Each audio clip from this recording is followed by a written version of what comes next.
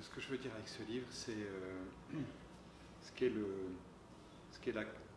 la singularité militaire,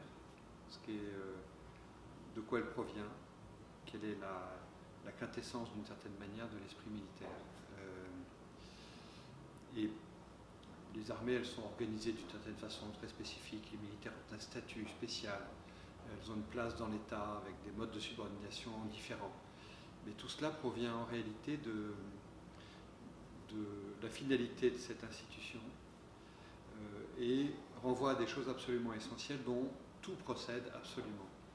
Et ces choses essentielles, c'est pour moi le combat, bien sûr, avec la confrontation à cette obligation qui est faite à chaque soldat, au nom de la nation, d'aller donner la mort sur ordre, au risque de sa vie.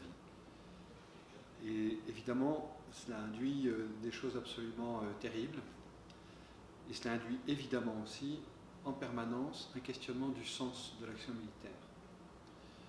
Et puis, on ne peut pas combattre et on ne peut pas se confronter à la mort sans se poser la question de la peur qu'on sera surmonté ou non.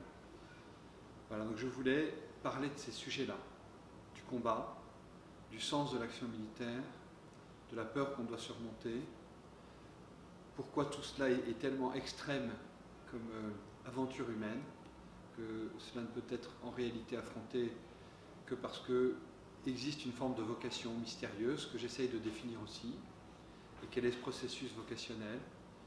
Et puis j'essaye de montrer que tout cela produit aussi quelque chose que je trouve admirable et dont je trouve que la société française doit s'inspirer, qui est la fraternité.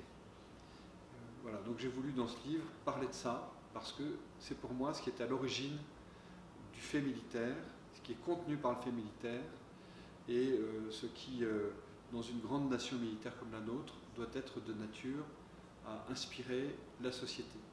L'inspirer parce qu'elle doit se sentir responsable de ce qu'elle demande à ses soldats de faire, et que ce sentiment d'une responsabilité partagée entre citoyens qui les concerne doit les rendre encore plus citoyens, et parce que ce condensé d'humanité qu'est la vie militaire, à mon avis, est de nature à inspirer, je vous l'ai dit, la fraternité. Donc je pense que voilà, je voulais rendre ça accessible au public.